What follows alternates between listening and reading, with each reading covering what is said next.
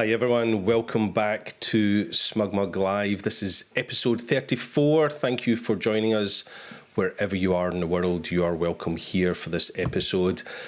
Before we get started, we've got an amazing guest coming today. I'm so excited. But before we get started, a few things as always. It's so great to have you here and supporting this channel. You can help me a bunch by hitting that subscribe button, hitting that little bell notification.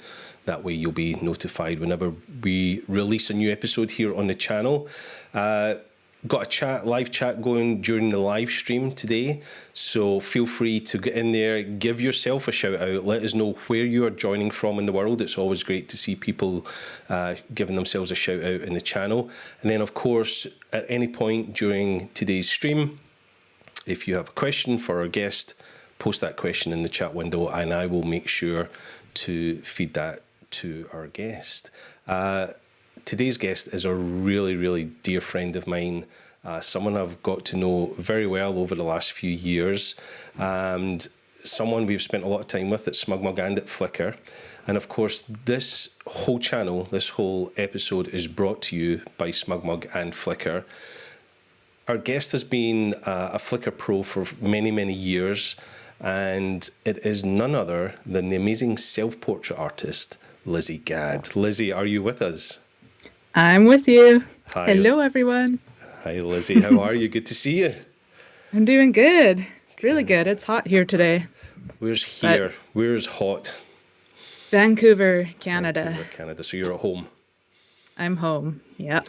I say that at the start of every episode, like I think we're all home. Yeah, I'm hoping like someone's going to say, no, actually, I'm out traveling somewhere doing something really cool. But the whole point of SmugMug Live, it started when we all went into lockdown to keep the community interacted and to keep us chatting and keeping the conversation going.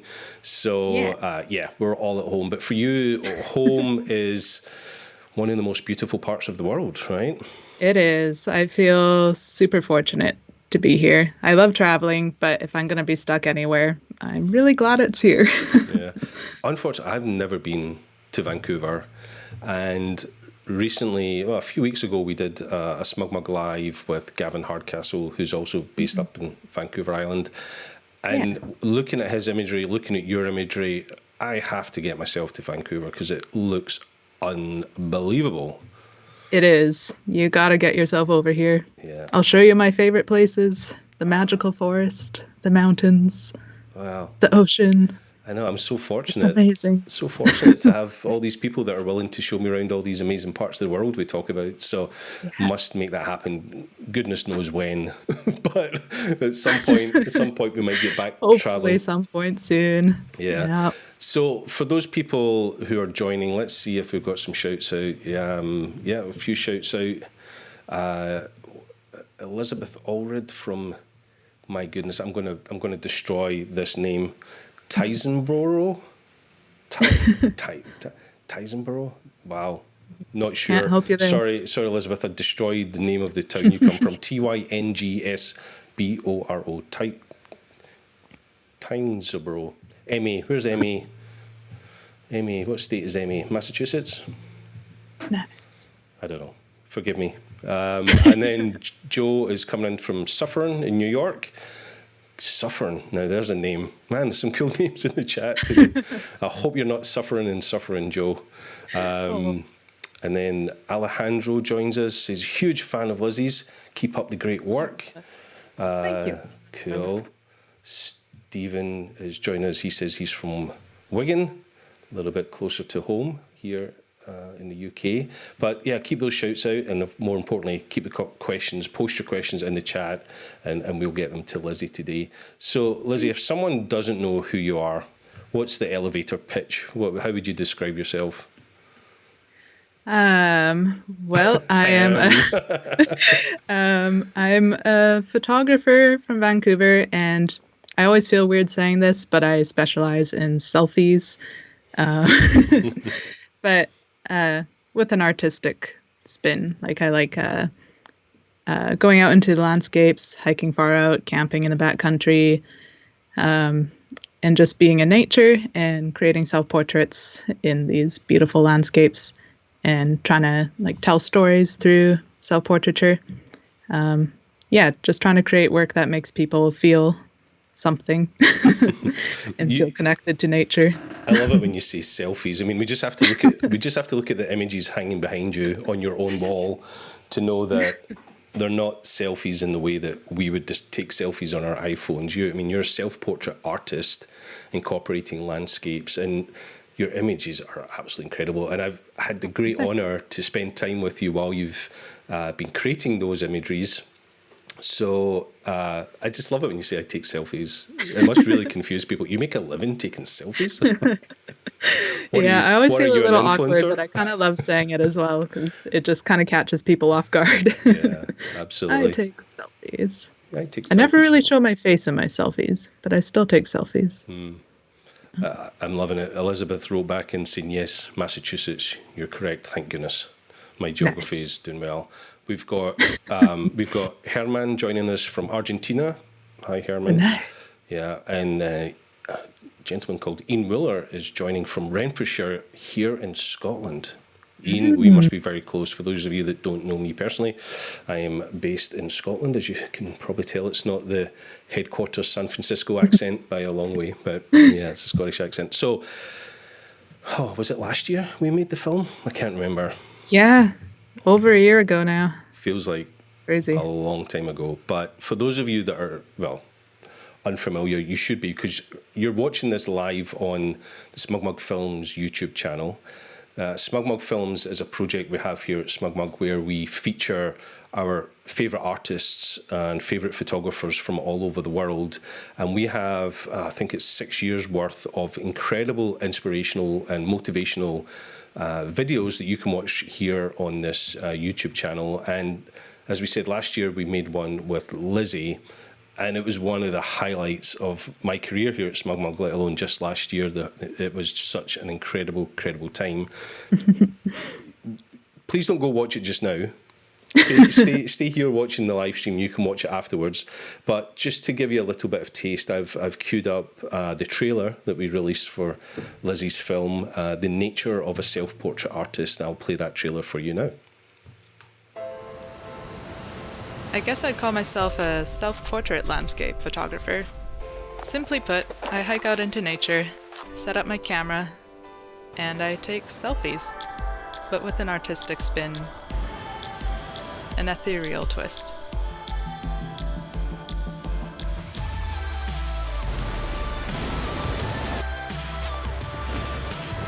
I'm Lizzy Gadd, and I'm a photographer. It's just such a short trailer. It leaves me wanting to watch the full film every time, and I help film it. So it's an incredible piece. We filmed that together in the beautiful Isle of Skye here in Scotland, and it was a phenomenal time. And later on in this show, you're going to kind of deconstruct the edit of some of the final images from that time spent. Yeah, it's cool. Yeah.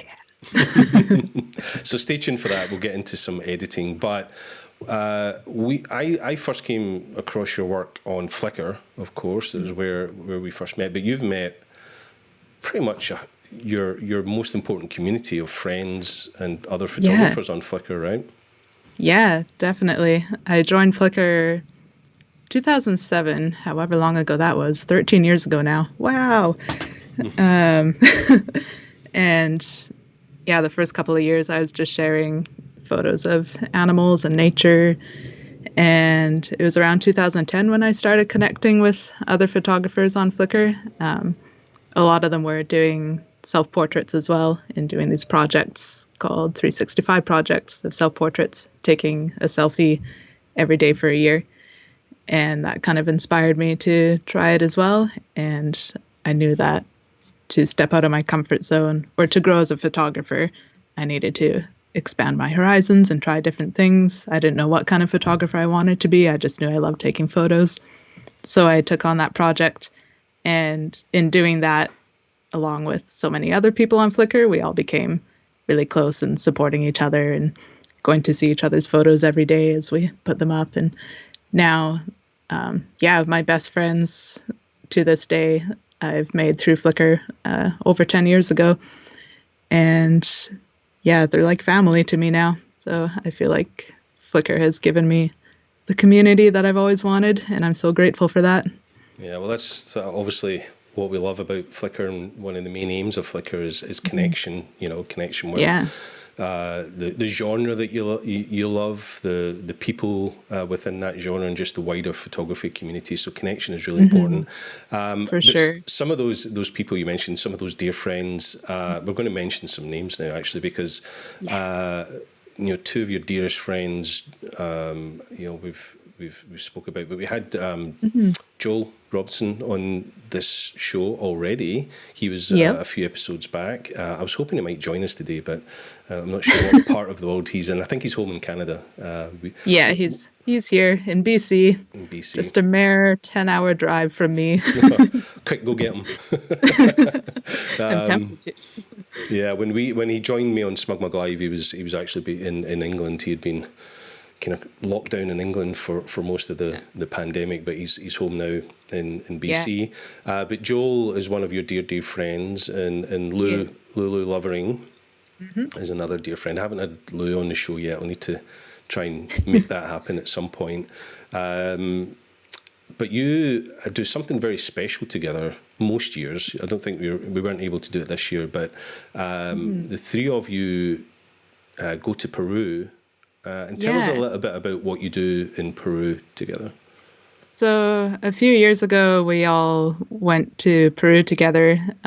4 years ago already, I think, with the Pure Art Foundation, and they're a wonderful foundation organization that has created this community in Pucallpa, Peru. Um, and so it's like in the jungly Amazon area, and lots of poor families there. And they've created the center where they they've set up a center to create this community for people there where the children can be educated, and where they build homes for families in need there. So we've been going with this foundation for the last 3 years in a row, except for this year. We couldn't make it work. And then it was kind of just as well because the pandemic hit right then when it happened. So, Yeah, but it would have yeah, been difficult. So the Pure Art Foundation, I'll make sure to put a link to the foundation yeah. in the show notes. How did you get involved with them? How did that all come about? Because they're obviously they're artistic based, right? Yeah. Yeah. So my best friend Lulu, she got connected with a wonderful guy, Ben McKinnon, who he and his brother created beautiful films, The Kin Fables. If you've ever heard of that, you can find them on YouTube. And we were all kind of connected through our artistic circles on Flickr and in the artsy world. And so Lulu and Ben became very close. And unfortunately, Ben lost his life a few years ago. And it was during that time that it was Ben's family who started this foundation. So to help support that and be with Lulu and do something special together, we went with them, the foundation, to Peru to help work on these projects there. And it was a really good experience. We all grew closer together, and it was very eye-opening for us as well, very meaningful. Sure. So we've stayed quite connected with them ever Yeah. since. And what a Yeah, great legacy for Ben to go out there yeah, for and sure. remember him and do these things in his name. And the type of things you do is Mhm. you build classrooms and you build homes and you just help improve the environment for the people in this community. But you don't just go over there and like raise money. You actually go over there and get Mhm. stuck in, right, and Yeah, for physically sure. build these schools and classrooms. Yeah, definitely. It's Yeah, cool. it's an amazing experience. Yeah. Very powerful and eye-opening. Well, I'm gonna say here live on the show so that there's no way going back. We've already spoke about this at length, Lizzie, and we'd hope to do it this year. But I know Mhm. Flickr, SmugMug and Flickr, we're going to get involved with you and help you, Joel and Lulu, get out there and hopefully we can build something meaningful, something that has a legacy.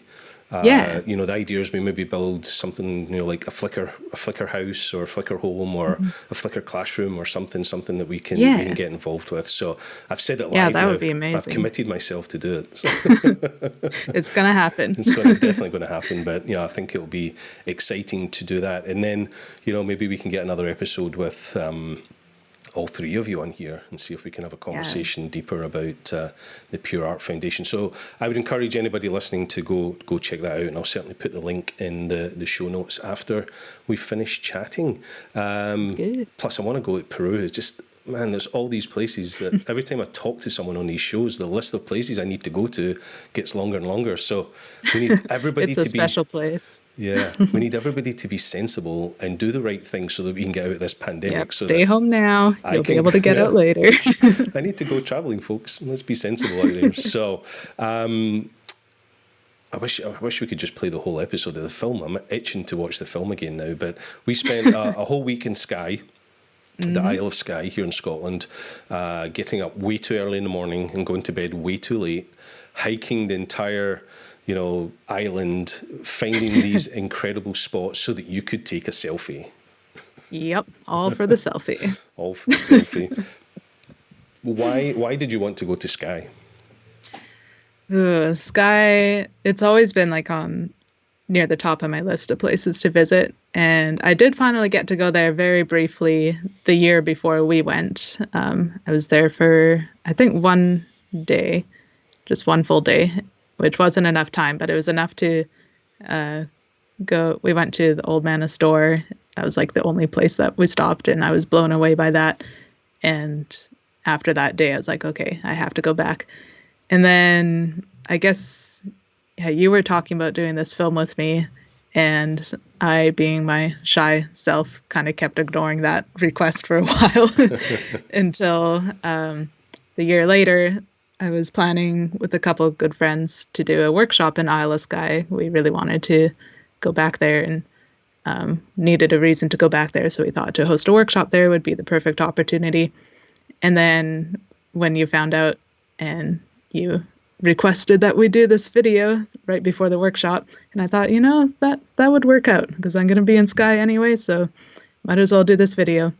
And then it turned out to be one of the best weeks of my life, making this video in Isle of Skye, and it's just so beautiful. It was perfect to spend a week exploring, and really good timing before the workshop as well, so I got to see the places that I wanted to take students to, and the company was great. You were all right. I was all right. Me and Anton were all right. Yep. No, it was pretty magical. I mean, when you said you were coming to Skye, I was like, we have to make this happen. It's my home patch. So not only do we get to show off your amazing work, but we get to show off one of my favorite parts of the world. And it was great with you there as well, being familiar with the area. So knew how to avoid the midges. Once you see the film, you'll see just the magic that we were able to create there. It is a magical place. And I typically go there just to take regular landscape photography, which I always felt was enough. But now I feel I need someone in a dress with a shawl and long hair standing on crops of rock and stuff. So you definitely gotta step up the game. Step up the game, definitely. So you all met on Flickr, and we've had other people on the show like Bella Kotak and others who have all mentioned, starting out in these kind of 365 projects. Can you tell us how important personal projects are to you? Like a lot of this you're doing for yourself, which then ultimately leads to work. So how important are self projects and how does that lead to work? The self projects are the most important to me. It's a way that, I guess with my self portraits, I'm never even worried so much about like trying to make the perfect photo or anything. For me, it's the process of taking the photo or of being in nature. Actually, that's my first and foremost love, is being in nature. And then when a moment strikes me as something that I want to capture, I'll set up to take a self portrait. And it's doing that process that I love the most. It's the most present, I feel, just being in front of the camera and connecting completely with nature, just being very present. And it's therapeutic, like going back and forth and trying to create something meaningful. And so that, I think that fuels me the most. That feeds my soul, just being out in nature and creating things. And then, when I started sharing these on Flickr as well, having other people's feedback and people saying that they felt connected to the work as well. And that also inspired me. I think these self projects are the most important to me. It's what fuels me. But I feel really grateful for where it's led me as well, because the work that I share, it's not to gain popularity or anything. It's sharing what comes from what I love. And that seems to have been connecting with people, and people pass on my name down the line, and eventually companies or other people reach out and want to work with me, do similar photo shoots. I've had a lot of women actually wanting to do client shoots where they want photos of them kind of in the same way that I do self-portraits. And I love doing that, creating work for these women that want to feel that kind of connection in nature as well and be a part of that beauty. And it's led me to a lot of good work. And it's also interesting as well that, like, I don't make much money off the self-portraits that I do. That's purely mostly just passion project. But where my income comes in is, like, people see that work and they reach out on different projects they want to do. Or even not necessarily, I don't do photography all the time. Like this year I had to pick up a side job because I wasn't making enough through photography. So I worked another job for a while, packing tools in a tool store for a couple of months. And I thought that was really interesting. I used to be scared of, like, having to pick up a side job. I was like, oh, does this mean I didn't make it in the photography world? But I think that couldn't be further from the truth, because actually doing the side job part-time took the pressure off trying to make photos through self-portraits or photography. And so then I was able to connect with photography again purely through passion-based without any pressure. So it's nice, nice not having the pressure. It's interesting, on a few episodes here on SmugMug Live and on our other channel, the Photography Lounge podcast, quite a few people have been talking about the importance of passion projects, those personal projects. It's a great way to motivate yourself and inspire yourself without having the pressure of a client looking at over your work. Exactly, yeah. But it's a great way to also create the exact work that you want to create, and then use that work to find it, or have the clients that you want find you. You're saying you love the fact these women are coming to you saying, hey, I want to be standing on that rock and have that type of picture of myself. Well, you would never, that client would never have come to you had you not shown that work. So it's a great way to do the work that you want to do, showcase that work, and then find the right type of client, or have the right type of client find you, because that's the work that you're showcasing. So really, really important. Also, the fact that you're the model, it's a fairly, without I take away the travel, it's a fairly inexpensive way to do a passion project, right? Yeah, it is. It's also a nice way to make a SmugMug film, because we didn't have to worry about, models and other staff and that type of thing. You were not just the subject, you were also the model, which was really cool. We were talking to Renee Robin, another Canadian that you know well. Oh, she's amazing. Yeah, she was on the podcast, was talking about a recent personal project that she did, which included jousters and big horses and this whole massive project. But because there was so many people involved, it was a hugely expensive personal project. But you don't have to do all that. You just have to get to where you want to go. Yeah. I have huge admiration for people like Renee Robin and everybody else who does these huge projects that involve so many other people. And I love that.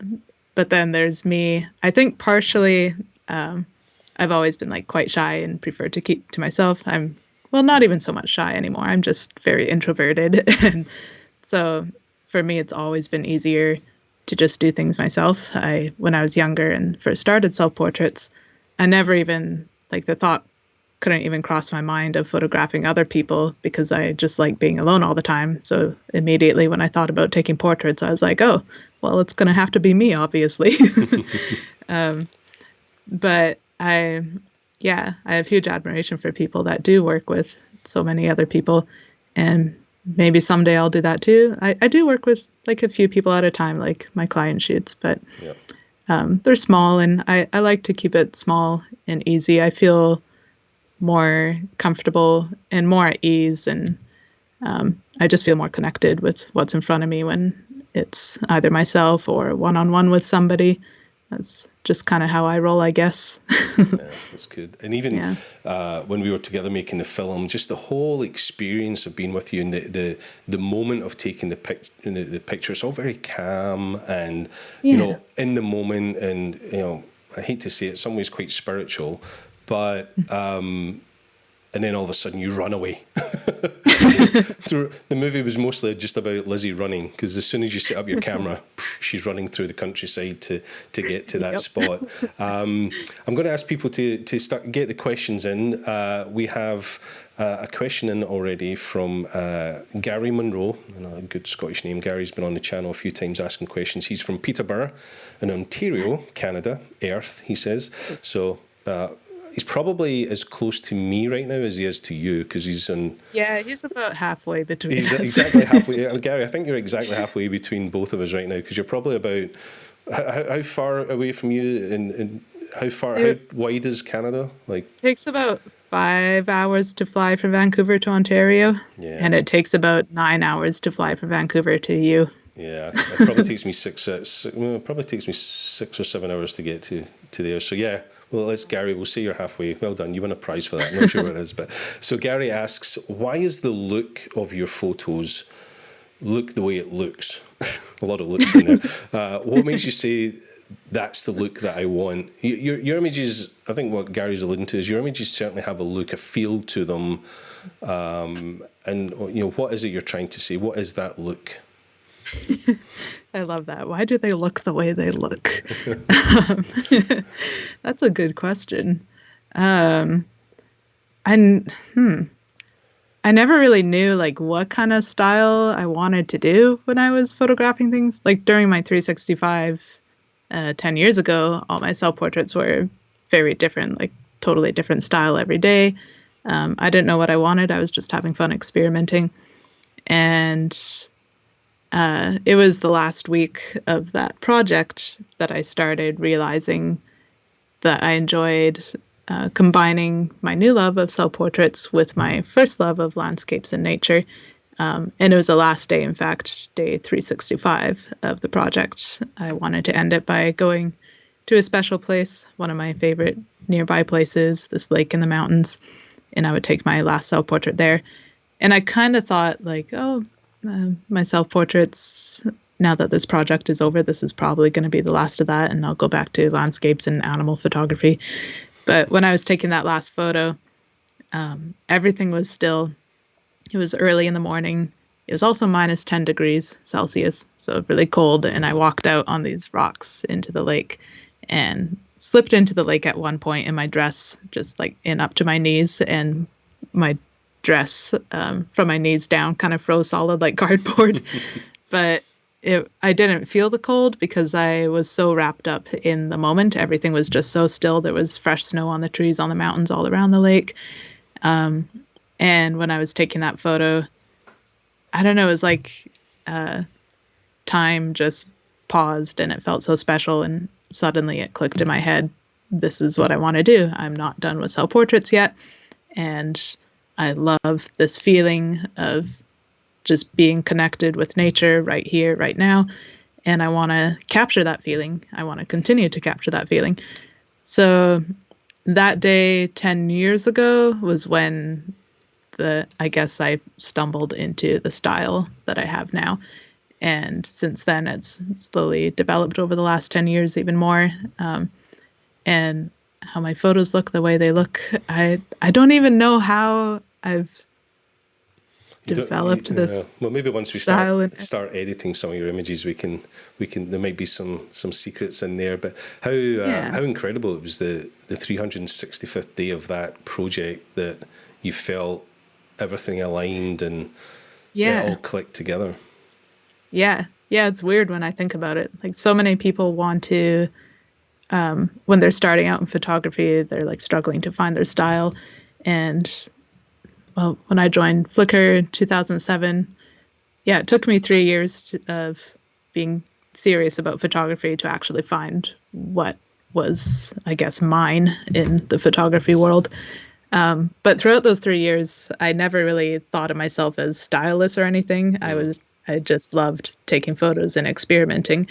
And it was all for the love of it. And then it just happened to be on that last day of my 365 when I was suddenly like, oh, I think this is what I want to do, like this particular style. And that's how it's been for me since. When you start in photography, it's so important just to try so many things. And again, one of the great things about Flickr is that ability to be exposed to and be inspired by all these different genres of photography and try them all. Last week I had Steve Brazill on the show, and he's a live music photographer. And we were talking about how when I started, I spent most of my professional career as a wedding photographer, but when I started, I wanted to either photograph live music or Formula One motorsport.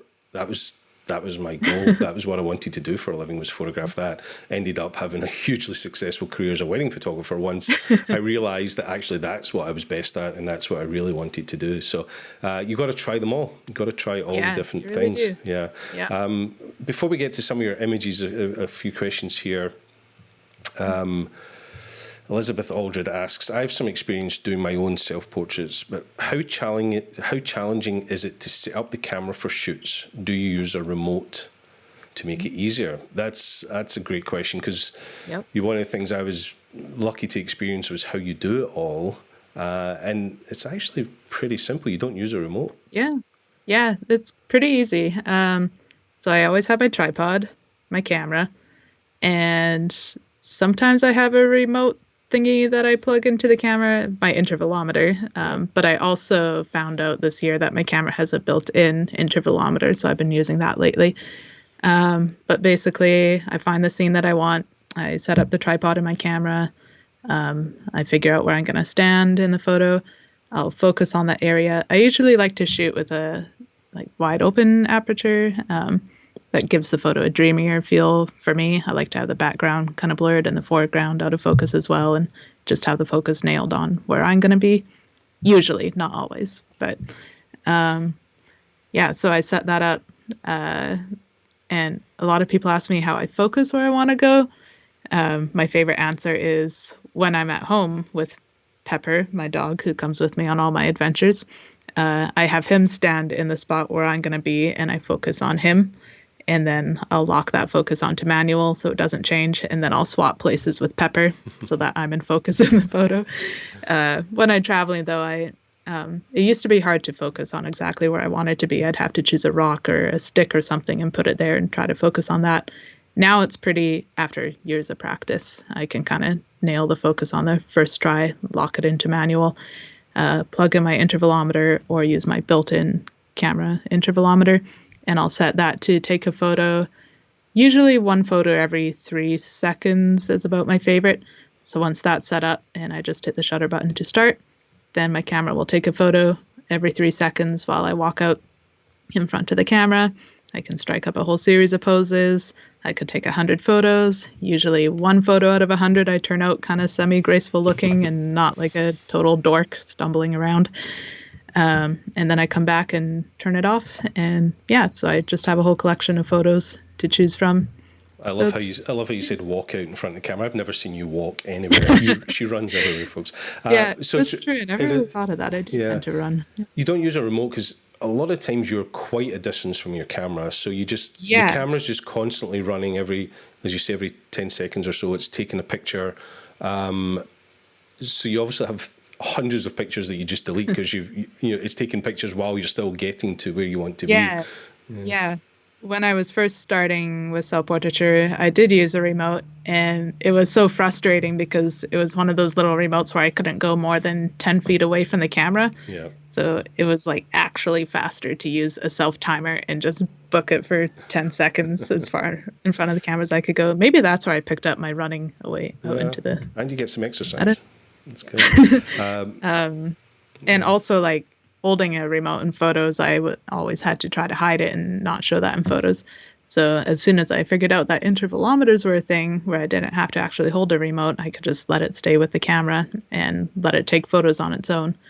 Then that changed the game for me. So much easier. Cool. I'm gonna ask a favor for the people that are watching. I forgot to mention this. If you're going to ask a question, start it with the word question, and then ask your question. That way I can find it really easily in the feed as we start to get all the different comments coming in. Elizabeth Allred, I hope that answered your question. I would encourage you to go watch the SmugMug film, because there are quite a few scenes where Lizzie is setting up the camera, and you can set off and then running in front of it, so you get an insight into how she actually does it, balancing it on little rocks and stumps of grass and leaving it in the mud. Sometimes I don't always use the tripod. It's getting it as low as I'll possible. just use whatever. Yeah. There's a comment here from someone called Joe Robison. Says, hello, you two all-stars. Don't know. Never heard of him. Yeah, it's weird. Don't know who he is. Wrong channel, dude. Sorry. Good to see you, Joel. Thanks for being here. And then he actually follows it up with a question. Question for you. Joel says, is there a specific colour you find challenging to edit or shoot with? Interesting. Yes. Green. Yeah. Why? I've heard that said for a lot of photographers too, so maybe it's not just me. But, well, green is my favorite color. But it's so hard to capture how I want to capture it. And my favorite place to shoot my magical forest, I like to call it my magical forest. It's not actually mine, but I pretend it is. It's only like 10 minutes from my house, and it's like a fairy tale, all this moss covering the ground, and it's just so green. It's like unreal green. And when I take photos of it, it's actually so bright, it looks completely fake. So it takes me forever to edit to try to make it look real in my photos, because it like straight out of the camera, it just looks so oversaturated. Just too vivid. Yeah, it's too vivid. And it's so hard to edit that color green to just the right, most believable kind of green. It's kind of hard to explain, but it takes me ages. I'm always using the sliders in Lightroom trying to find that exact shade of green that works. And even in Scotland as well, that photo of the tree where I have my hand up to the tree and it's all green, that photo took me hours and hours to edit just to get the greens to look right. They were either too yellowy or too like turquoisey, and it took me ages to find the right green. We definitely have some green in Scotland, that's for sure. Lots, all the colours are green in Scotland. Yeah, but, it's funny because green's my favorite color, but it makes me the most frustrated to work with. I love working with like moody blues. I love that, or like golds and sunrises and sunsets. Those are my favorite photos to edit. But green is still my favorite color, and it takes me so long to do those green photos, though. Yeah, reminds me back in the days of shooting on film when if you shot in Fuji Velvia, the greens it showed off greens beautifully, but sometimes they were just like too vivid and too much. You kind of alluded to this next question, the answer, when you said my forest. Automation Nations, great name, asks, do you usually camp or do you drive up at night for those morning pictures? Any tips on finding fog? But you just said it's my forest and it's 10 minutes away. Yeah, it's my forest. I do both. Let's see. In the summer, I camp a lot more. I just got back from a camping trip, actually, the other day, where I spent 4 days in the backcountry.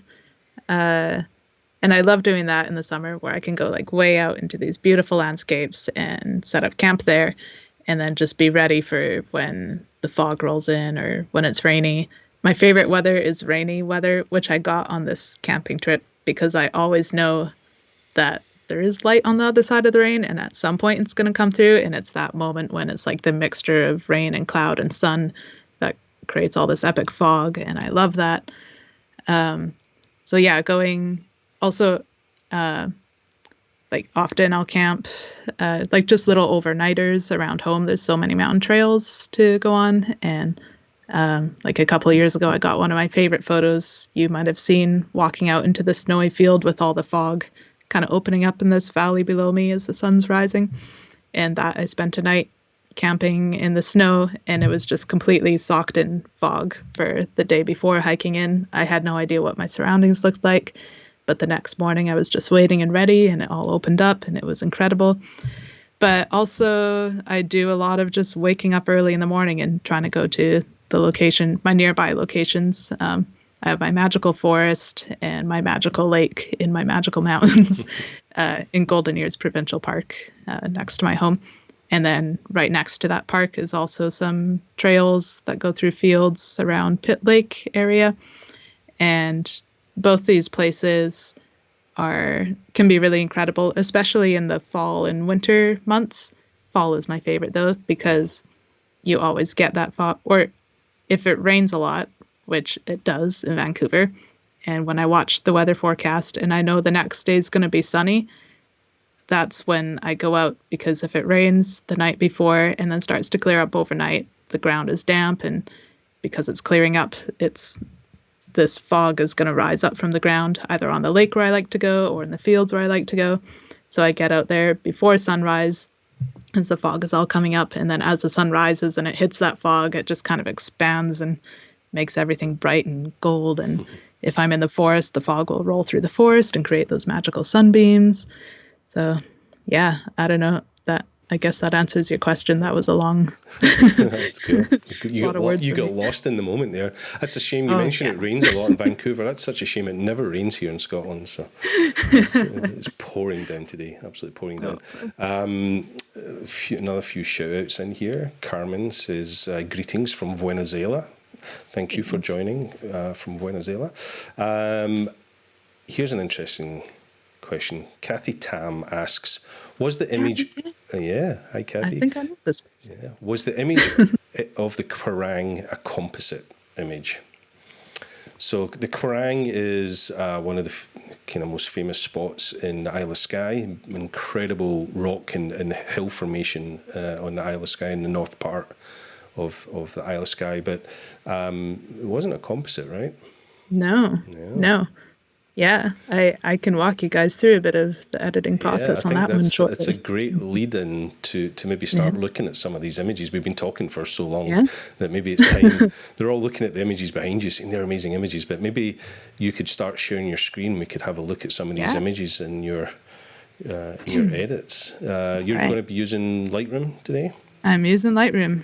Are we ready to share my screen? Yeah, you go for it. I'll pull it up once it's ready. While you're doing that, keep the questions coming. It's great to feed off your questions. I see a lot of your questions that I haven't asked yet, but I will get to them just when it's appropriate. And if we don't answer any of them during the presentation, we'll do a little Q&A before we finish.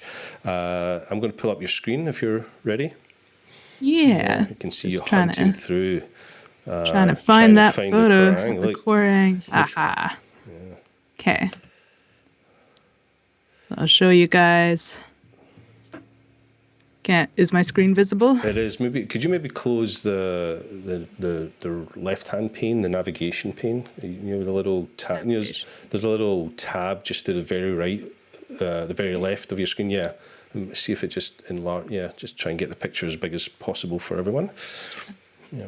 There we go. Okay. I have to say before we get started, this is my favourite shot of the entire week. Until you start talking about the next one, that might be my favourite one. But this shot is phenomenal, and it will be hanging on my wall here at home very, very soon. This was a very, very special moment while we were in Skye.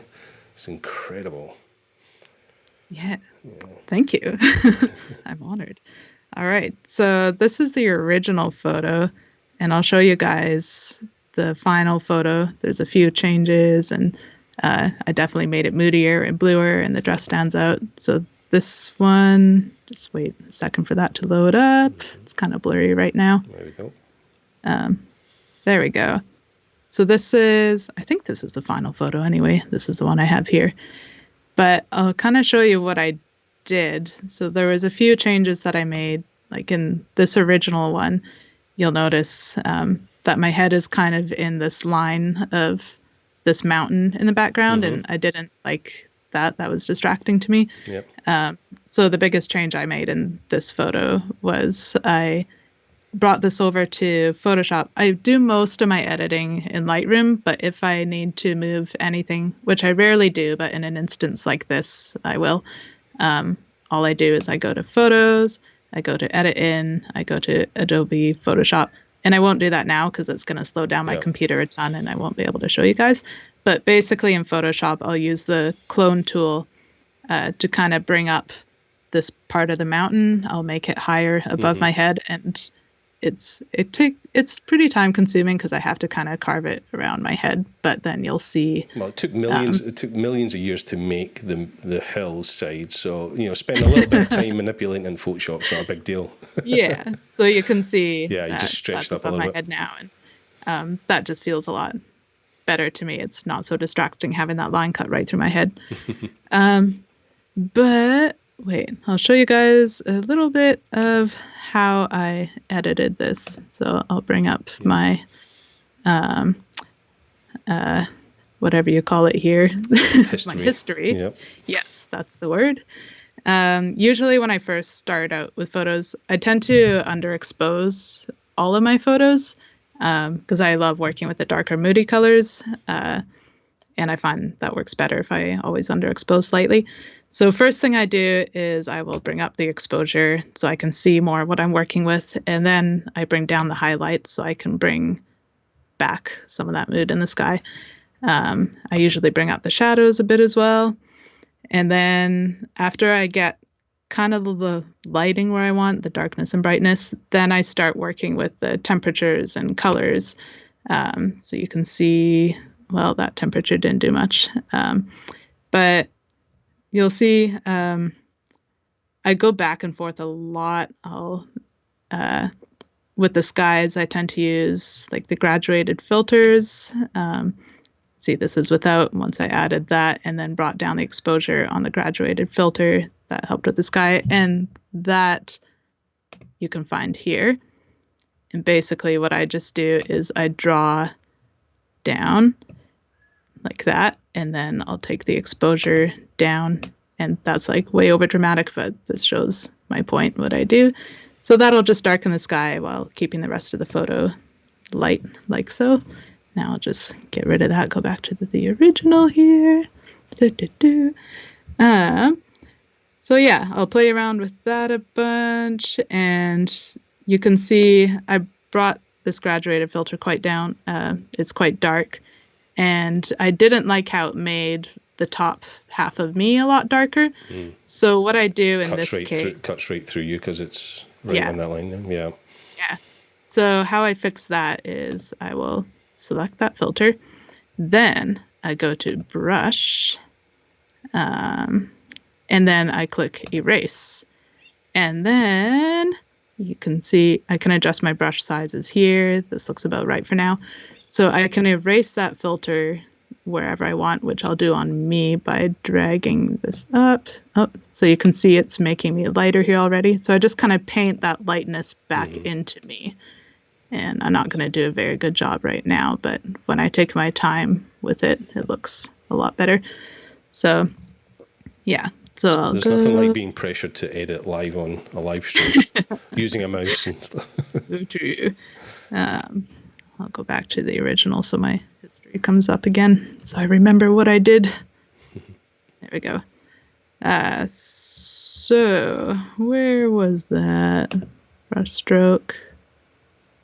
Yeah, so I basically painted myself back in.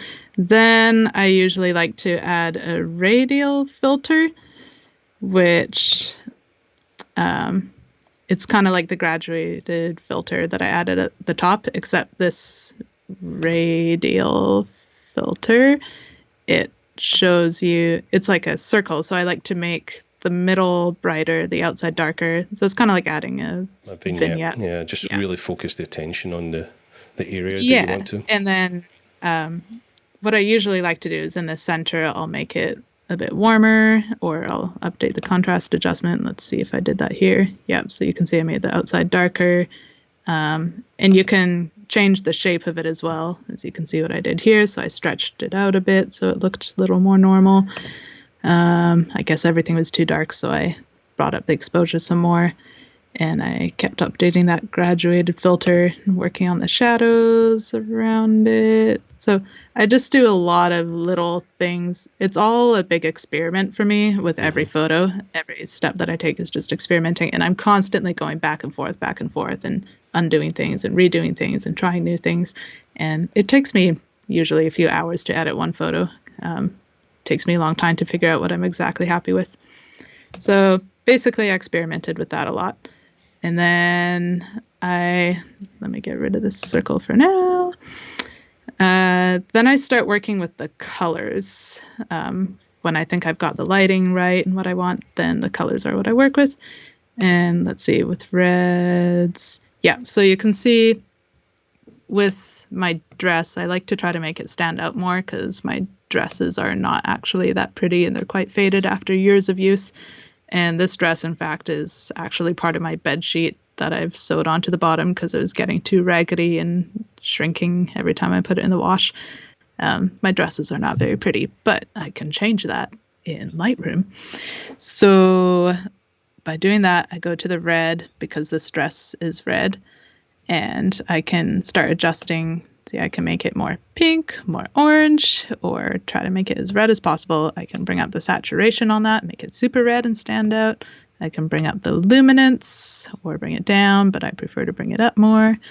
And so I play with that. And that also goes for the rest of the colors in the photos. Like I'll play with the greens on the mountains or the blues in the sky. I'm always playing with colors, just going back and forth on sliders all the time. Where am I here? Oh, I guess I have to undo to see my history again. Yay! Did this work? Undo. Yes. Okay. So, come on. My mouse is a little slow. Whoa, I did a lot to this photo. So many history states. What's interesting is, you're back and forward. We had a conversation with someone the other day about this. I can't remember who it was, but never be afraid to, edit an image and then realize that you have to go back a step. Some people think you should, when you're really a great artist, you just know where you're going to go. But we were talking about it, like, think about the great masters of painters. If you were to scrape away all the paint on a painting, sometimes you actually find a whole different painting underneath, or layers of paint where they've changed their mind or added to it or subtracted to it all the time. So experimenting and adding, it's just a natural part of photography, of any art, to be honest. So, with every photo I take, I never really know where it's going to go. I just love the process of experimenting with it. And even before photography, I used to paint, and it was the same thing. Like, I didn't know what colors I wanted or how this painting was going to be, but it was just constantly experimenting and painting over what I already painted and painting over it again and again. And I do that with my photos too, but it's not a frustrating experience for me. I actually love it. I love taking the time to see what I like the most, and I'm always going back and forth.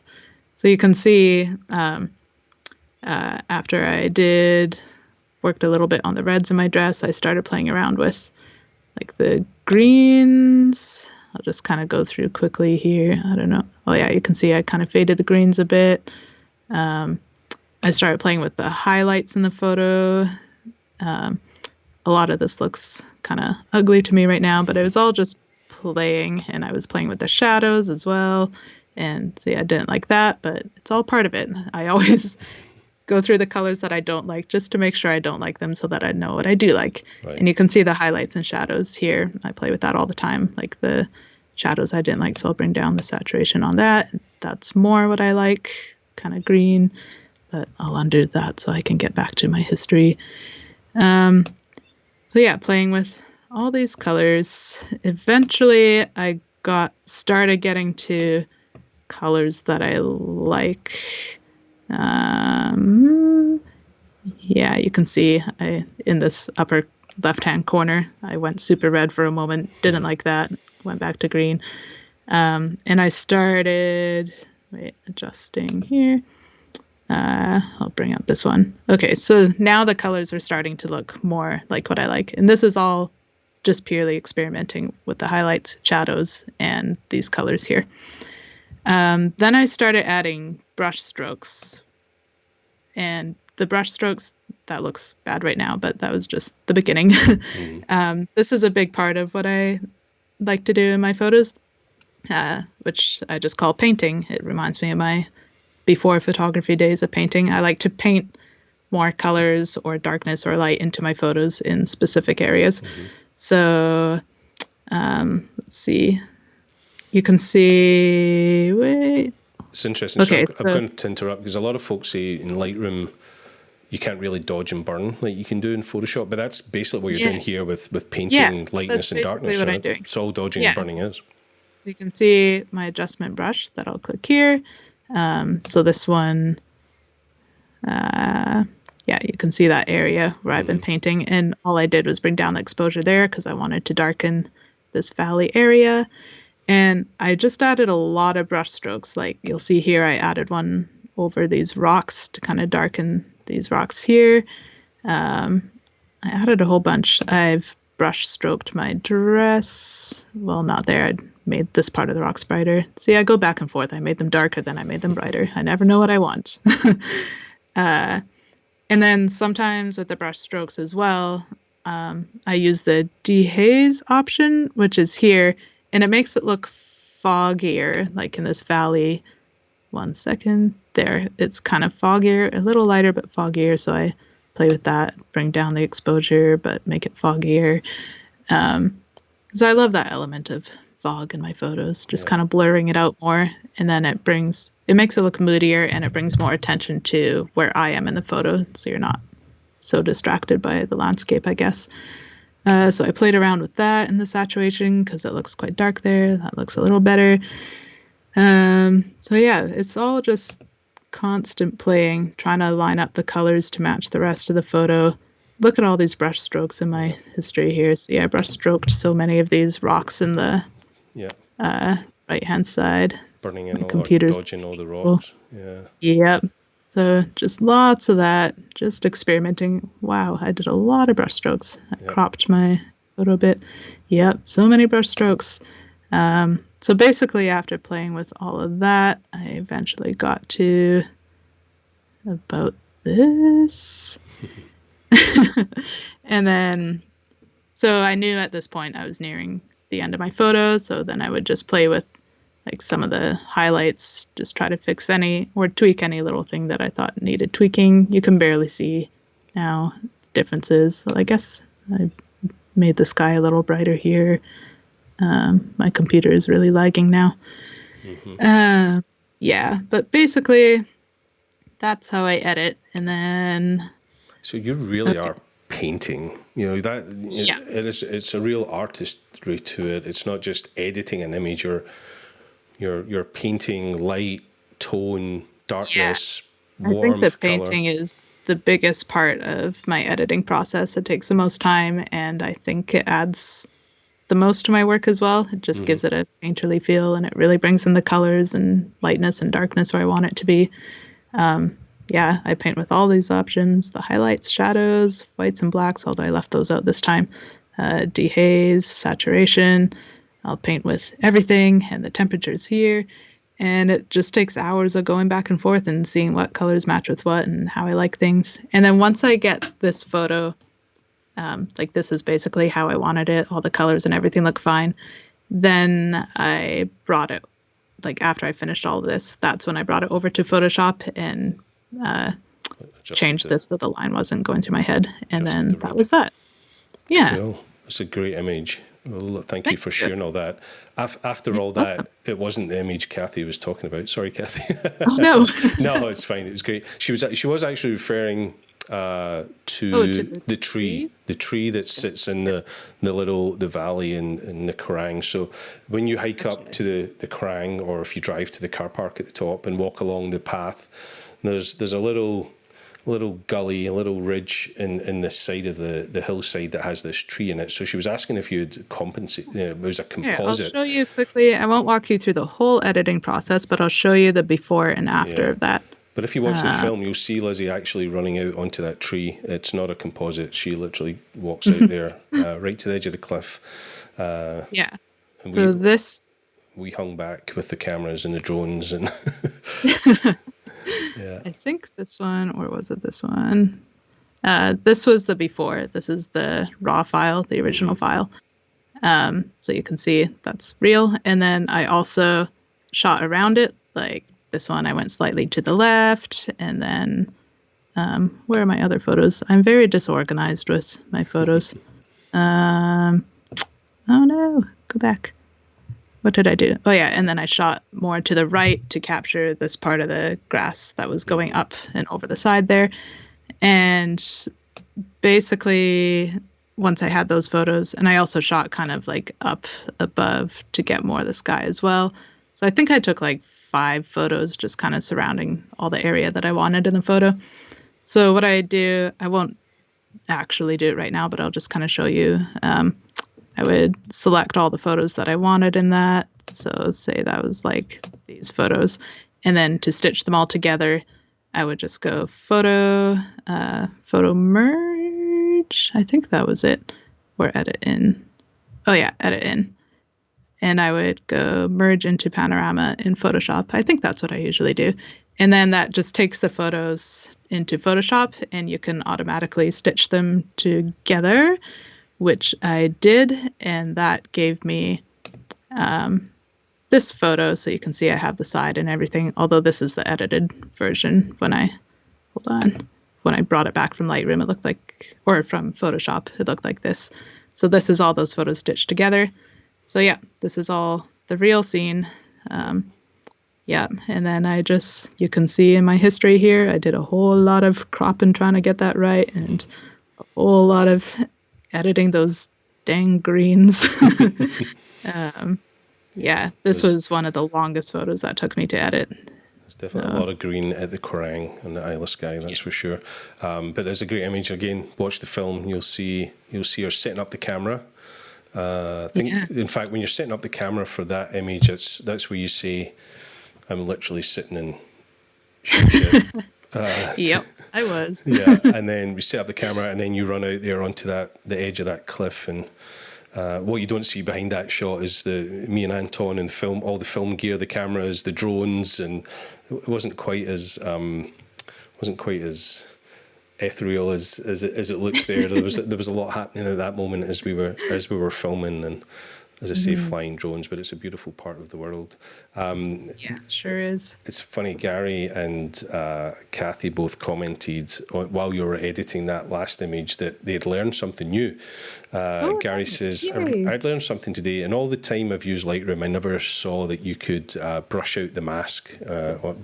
Yes. So if you pulled out... Actually, I learned that if anybody knows who Curtis Jones is, we were just talking about him, Alastair. I learned how to do that 2 years ago. We were at a conference and he was doing a Lightroom presentation, how to edit in Lightroom, and showed me that. And I was like, what? I had no idea I could do that. And now I do it all the time. pull down a grad and then brush out the mask. You can brush out any mask, I think, that it creates automatically. Yeah, shout out to Curtis, another great SmugMug ambassador and friend. Actually, hopefully we'll have him on the show in the near future. Another great Canadian. Yeah, that'd be awesome. Newfoundland. And he's got his own YouTube channel at the moment as well. I'd encourage people to go check out Curtis Jones Photography on YouTube. It's a lot of fun. Great. His videos are hilarious. I love them. Really good. So... that's. Shall we look at one more image from the Isle of Skye? What else have you got there? Keep the questions coming, folks. While you're looking for that image or another image to show, Kathy's come back and said, "Where do you get your dresses from?" Good question, Kathy. Most of my dresses are from thrift stores, and most of them don't look that great either. But like I said, with the red one, half of it is my bed sheet sewed onto the bottom to make it longer and flowy.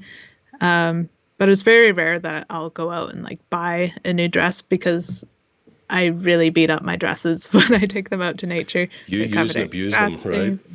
Oh yeah, they're Yeah. covered in grass stains. They're ripped and torn up. I've sat in sheep shit with them. I've rolled down hills and mountains in them.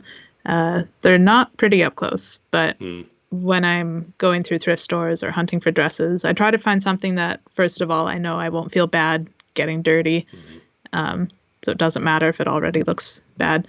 But I just mostly want to find something that either the color stands out, like red or orange, or sometimes I find a color that if I want to create photos where I want to feel more like connected with nature, like the green dress where I want to like blend in with nature more, match with that. Yeah, so colors are a big part of why I choose what I choose, and also something that looks timeless and is flowy, I find works really well in photos. I prefer not to get dresses that are very patterned because then that looks kind of too crazy in nature. I prefer just like a simple one color dress. Yeah. Because normally when And you open up your camera bag, there's a red, gold, and green dress just like rolled up and stuffed into the bag. yeah, I'm She's not not nice to precious. my Yeah, dresses. you're not They're precious about them at all. It's not at yeah. all. They're just stuffed in there. And then she runs through bogs and moss and Yep. yeah. In fact, I think Swim in I them. think there was a day you sometimes you put the dress on and they're still wet from the day before. Yeah. Yep, all the time. I'll pull out a dress from my bag that I might have accidentally left sitting in there for like 2 weeks and it's starting to smell really bad and it's still damp and dirty and makes me feel bad, but I'll still use it. Just put it on for a few minutes while I take the photo. And when I remember, I do wash them, but then I've washed them so many times now that they're shrinking and the colors are fading. So then I have to either sew on more material to the bottom or bring out the colors more in Lightroom after I shoot with them. So let's look at this image. This is another great All part right. of Skye. This is Yeah. on the east coast of Skye, heading up towards the Old Manor Store, which you can just see Yeah. on the skyline. You can Just see these little little pinnacles of that. things here. Yeah, Yeah, Old Manor so this Store. is the original photo, and I'll show you the final one, this one. Quite different with the lighting. So yeah, as always, when I've underexposed my photos, so I'll bring up the exposure first and foremost to see what I'm working with. Is that on purpose, or is that just you always underexposed because you don't get it right? Both. In my camera, it always looks kind of fine, but I guess, I don't know, when I bring it to Lightroom, it always looks underexposed. But I'm always glad in the end that I do this because I hate overexposing the sky and then I can't bring that back once it's overexposed and it's just blown out white. Yeah. I can't bring back the colors and the moodiness that I love in the sky. So I prefer to work with like dark shadows, even if they look a little grainy. If I have to bring up the brightness more, I would prefer that than to have a blown out sky.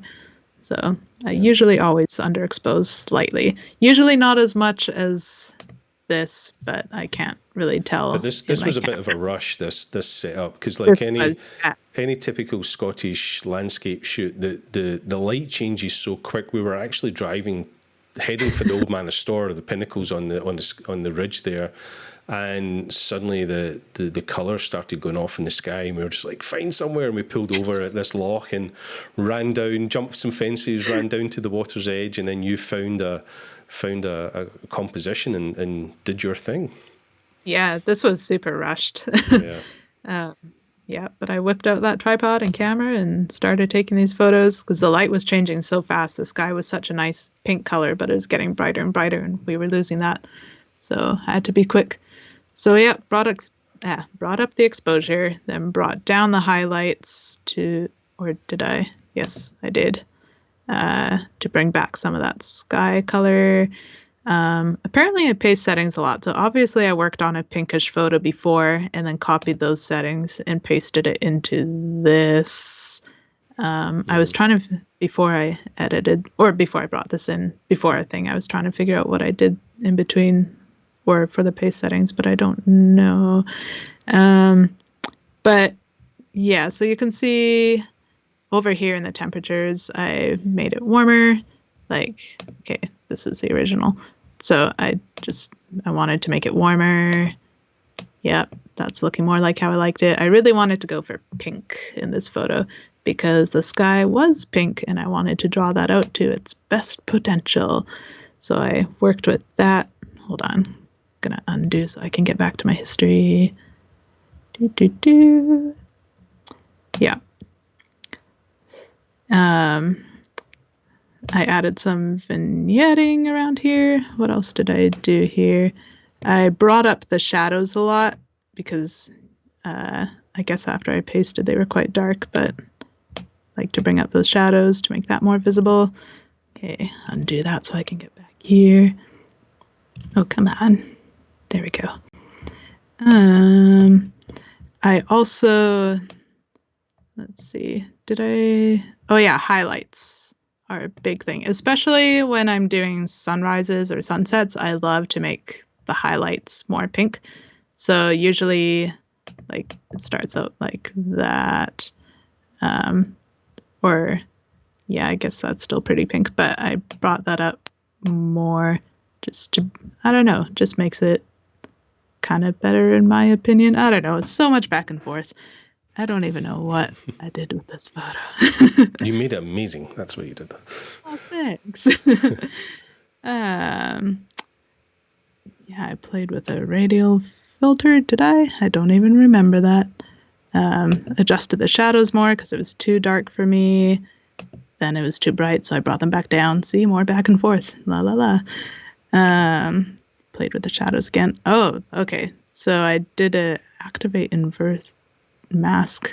Oh, so I brought in the radial filter, however you say that. Made the center part brighter to make me brighter, but the outside and sky still fairly dark. Played with the colors here, made it a little more orangey. Played with the tints, did I? I must have. The contrast. I don't know how I even got to where I am here, but okay.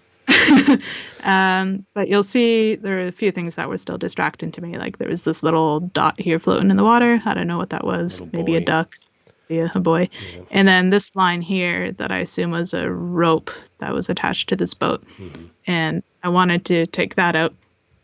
And I can either do that with the spot removal tool here, which is super easy for this dot at least. I just make this size a little brighter. Then I click that and it will just select a place nearby. I can select wherever I want, but that looks like a good spot. And so it just copies that to there and gets rid of that. So that works well for that dot. It's harder for me to do that with like these lines here. Yep. So for that, I bring it into Lightroom, which I've shown you guys how I did before. Edit in, go to, or not Lightroom, Photoshop. I don't know what these things are called. So I bring that into Photoshop, and then I can use the clone tool in there, which I find is, for the most part, the clone tool in Photoshop is way easier to use than in Lightroom. In Photoshop, I can select what I want to clone, select the area that I want to clone into that instead, and then I can just draw a line over this whole thing, and it'll pick up what I've selected, which is right below that. So it just kind of copies this whole line right below and pastes it over this line here. So after I did that, it looked, and I brought it back into Lightroom, then it looked like this, which is taking a moment to come up. There we go. And you can see the colors have changed here too, because after I brought that photo in, I worked, or after I brought it from Photoshop, I did some more work. Yeah. So, okay, this is after I brought it back from Photoshop. I must have done something with the oranges in Photoshop as well, because now it looks quite orange. So then I start adding brush strokes, I think to my dress, actually. Let's see. Yeah, you can see my dress is a little bit lighter and a little bit brighter. I use the brush to kind of bring it out more. I didn't want it to look too orange, though, because it was kind of a dark sunrise. I wanted, and this was backlit, so I wanted to keep it as real as possible. So you can just see a very subtle difference. This is before, where it looks quite desaturated. This is after bringing in just a little bit of color to match more with my surroundings. Oh yeah, added some contrast to that too. And what else did I do here? What brush stroke did I add? I don't know what I did with half of these things. Okay, so I started playing with the highlights more, and now it's looking too saturated to me. But as I do, I'm always playing, and yeah, I did not like that, but I always experiment, and I went back and forth with highlights and orange hue shifts. All that I do down here, I'll show you guys again. These highlights down here, or in the orange box, you can see us shifting this back and forth. Like I can make the sky way more yellow, or way more orange, or pink. That looks pretty awful. Put that back in the center. Or I can desaturate it some as well. So it's always just playing back and forth on sliders all the time for me. And experimenting. I always think you sound like a true artist. I'm sure if you asked most great artists, they can't remember every brushstroke and everything exactly what they did, because you're in the moment and busy doing things. Yeah, so. Yeah, for sure. So I did that with the highlights. Then I started playing with the shadow saturations. That was too purple, so I made it go back down to there. So the shadows are just in this slider here. So you can see I can make it like reddish. Wait, I'll bring that up so you can see more. Mm-hmm. Yeah. So, yep, don't really like how strong that is, but I usually go for about here between blue and purple for my shadows, and then bring the saturation to where you can just notice it, but not overdo it. But now I'll go back to where I was before so I can see my history. Come on now. Back you get. Okay. Oh, one more. Come on. Oh. Okay, so then I played, I guess, with the yellows a little bit. I don't know if it shows anything. But yeah, basically after just playing around with those colors, I think it looks like I was pretty happy with this, or I thought I was. So I exported it, and then I always wait till the next day now to publish a photo, because usually after a whole day of editing, when I come back the next day, I realize I'm not quite happy with the photo. Change your mind. Yep. So you can see I exported it here. The next day I came back and decided this was still too saturated and orange. So I played with this orange saturation shift until I got to that, which you can't even really see a difference. It's just like the most subtle difference. But for some reason, I thought it was better. So I did that. And then I exported it. Might not come across on the live stream just how subtle that was, but yeah. Yeah, it was very subtle. It's not even worth it really, but apparently I thought it was. But that's a subtle example. But a lot of the time when I edit a photo and I think it's amazing and I export it, and there's been times where I published it, and then the next day I realize, oh wait, this is like way too overdone or not enough. I want to redo it. So now after I finish for the day, I always wait before I publish it. I'll wait for a day so I can come back with fresh eyes, make sure it looks how I actually want it to look, and then I'll publish it. That's smart. Yeah. That's cool. Yeah. Oh, thanks for going through those. I'll get you to stop sharing your screen for a second. All right. Let's go up here. Oh, we got a quick glimpse of Pepper there. That's cool. Did this work? Did I stop sharing the screen? That's good. Cool. Right, I'm conscious of the time, so I'm going to go into a bit of a speed question round, a little bit of Q&A, and we can ask you some quick questions and see if you can answer them. Alejandro asks, any favorite camera or lenses? It's always a popular question. Yep. I'm using the Sony A7R III right now, and it is my favorite camera I've ever had. And the lenses that I use with it, for the most part, I use the Sony 24 to 70 millimeter 2.8, which I must use at least half the time since I got that lens a couple years ago. And I like it because it's just an all-around lens I can use for most of my photos really easy if I want like a wider landscape view or I want to zoom into 70 millimeters. So it's really easy. I usually always have that one on my camera. But I also have my other favorite two lenses are the 85 millimeter 1.4, and then I have a 135 millimeter 1.8. And those are really incredible for like creating super dreamy depth of field in my photos. I don't use them as often because they're so like cropped in on where I am, and I often try to capture more of the landscape around me. But when I do use them, I don't know, there's just such a magical, dreamy quality feel to it. But for the most part, I stick to that 24 to 70. Okay. A few questions here from Scarly. Let's see if we can get those. I'll answer these quickly. I'll go through them. What is your dream location you have yet to shoot at? Norway. Norway. Yeah. Well, I have a few, but Norway is pretty high up there. I was hoping to get there this year. I wanted to spend a month driving around and camping in Norway and creating photos in May and June. But that didn't happen, obviously. Okay. Not too far from me. I'll maybe pop up and we can do that. Again, another one from Scarlett. What is your favourite photo you took during your 365 project? Honestly, the last photo. 365. The last one. Yeah. Maybe you can share that with us, with me, and I'll post it in the notes. I'm assuming it's still on your Flickr account, right? It is. Yeah.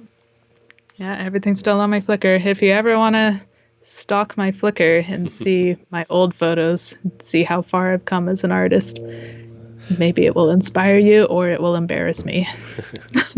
Again, Scarlett says, would you ever do a collaboration or contest with your followers where they get to edit your photos? That's an interesting concept. Yeah, that actually sounds fun. I've never really thought of that. I'm going to start thinking about it. Yeah. Thanks for the suggestion. Yeah. Apologies for the pronunciation, but I think it's Sorab. Asks, if you had to get into other genres of photography, which one would it be? I've always said if I had to choose an entirely different genre of photography and try to make money through that, I would totally do dog portrait photography. I think there's a lot of rich people that would pay a lot for really incredible photos of their dog babies. But I am drawn to landscapes as well. That was like my first love of photography, landscapes and animals, wildlife. Before I got into doing the self-portraits, I pictured myself like living in igloos up north with Arctic wolves and taking photos of them and just being part of the pack, and part of me still Animal dog photos, that'd be cool, because then you don't have to work with people either. That's great. Yeah, exactly. Yeah. Just the owner. Kathy asks, what tripod do you use if you're using one? Right now I use a Vanguard, I think it was a 204 AB or something. It's like their travel tripod. And it's worked really well for me. It's starting to not work as well now. I've had it for many years, 5 or 6 years, and I have thrown it off cliffs, not on purpose, but things happen. Not in anger. It's very beat up now, and the ball head isn't very strong anymore. So when I have my camera on it, half the time it just kind of falls forward. So I'm always trying to adjust it or tie it back. So I am saving up for a new tripod. Don't know which one I'm getting yet, but that one has served me very well for what it is. And it's great because it's, for the last few years, just up until recently, it has been quite sturdy, but it's still so light. So it's easy for me to bring on my backpacking treks. Cool. So that's been important to me. Another one, Zishan asks, do you recce before taking the final shot? How do you plan your shots? Do I what before? Recce. Do you do some reconnaissance? Do you go check out the location? Do you not know that phrase, recce? I've never heard of that. It's a military term. Do a recce, reconnaissance, where you go check out a place and get the lay of the land. Yeah. There you go. You've learned something new today. New phrase for you. Go recce that. Cool. Yeah. Go recce that. Do you go check it all out? Or yes and no. I guess generally when I'm out exploring, in the back of my mind, I'm always considering like, oh, this would be a great spot for a photo when the lighting is right or when it's moodier. But for the most part, when I go out, I have my camera with me and a few dresses crammed into my backpack. And I have no plan of what photo I'm going to take. I just like to go out and be in nature. And if everything lines up, if I stumble on a beautiful spot and the weather happens to be just right, and it looks moody like I like it, then all of a sudden I'm hit with the inspiration and I'll take a photo. I think, though, there's only a couple of photos that I can think of now that I've ever planned in advance or sought out the location for in advance, and that's in my forest, my magical forest. There's a few, or one photo with a tree where I'm kind of sleeping against the tree that I just took this past winter, actually, and the trees all around me are foggy. That photo, and then another photo of me sitting on a tree stump in the forest in my red dress, and there's sunbeams coming through. Those two locations I had found years before and wanted to use that tree and that tree stump in photos, but I needed that fog or the light rays to capture what I wanted to capture. So it took months of going back and trying to get it at the right time with the right elements of nature all working together. And one of them took me 6 years to get that photo before everything lined up perfectly. That was just the one I took this past winter. And the tree stump one that I took maybe 4 or 5 years ago, that one took me about 3 months of going back to that location at least once a week whenever I thought the weather would line up. But yeah, I think that answers your question.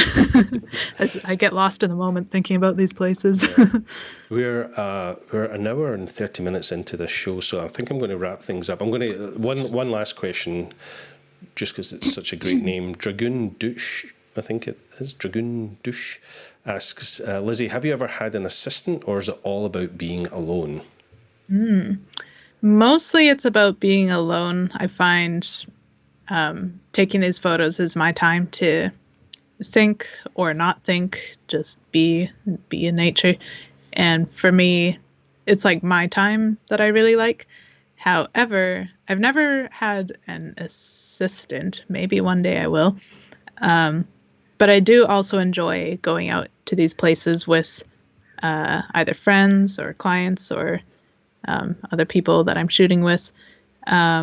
And I plan to do like workshops where I'll do like fun one-on-one workshops, taking people to these places, because as much as I love being alone in these places, there is something equally special about sharing it with others, which I never really got before until just recently. But it's like when I'm sharing these places with other people who've never seen them before, it kind of opens my eyes up to seeing them through fresh eyes every time I'm there with someone else. And I love that. And I love the experience of sharing these incredible moments with people. Mm-hmm. So, cool. Yeah, I do enjoy being with others in nature. Maybe I'll bring an assistant along someday. But you do have one very special assistant. I wonder, is he there? Oh, yes. Can you maybe give him a little bit of fame? Hi, Pepper. Oh, got a sleepy baby. Hi, buddy. Napping at my there he is. Time. This is the very, very awesome Pepper. Hey, buddy. Good to see you. One of the sweetest dogs I've ever known. Absolutely incredible animal. So while Lizzie gives him a little hug, because he's been such a good boy, I'm just going to ask you to do me a favor, hit that little subscribe button. That really helps the show. Hit the bell notification. That way you'll be notified whenever we put another episode out here on SmugMug Live. Thank you so much for joining us today. This is the last show for a few weeks. I've got some things that are going to take me away from the show for a couple of weeks, but we'll be back mid-August with some amazing content coming up. I can't keep my eyes off Pepper now. He's absolutely adorable. I think he's kind of falling asleep here. I just woke him up. Yeah, he hasn't talking in the microphone yet, though. I'm just going to leave with this comment. Jonathan says, Elizabeth, you are truly an artist. Thank you for the opportunity to learn and appreciate even more your splendid work. Such a huge inspiration. And I think Jonathan says that for all of us. It has been such a pleasure having you on the show, getting to know you over the last few years, and you know, your work is truly, truly inspirational. Some shout outs to Pepper in the chat as well. So Pepper just spilled my cup of water. oh well, as long as you didn't spill it on the computer. It's coming to it. Oh no. Maybe we'll let you put him down, and I'll finish the show while it all goes horribly wrong. There we go. Safe. We're safe. I wanted to give him his little moment of fame. He's an incredible dog. Okay, let's wrap things up there. Thank you so much. Give us a thumbs up if you've enjoyed the show. And Lizzie, thank you so much. Stay safe wherever you are in the world. Thank you, everybody, for tuning in. It means a lot. Yeah. Wherever you are, have a great day, and we'll see you back here. Thanks, folks. Enjoy the rest of your day, and we'll see you soon. Bye.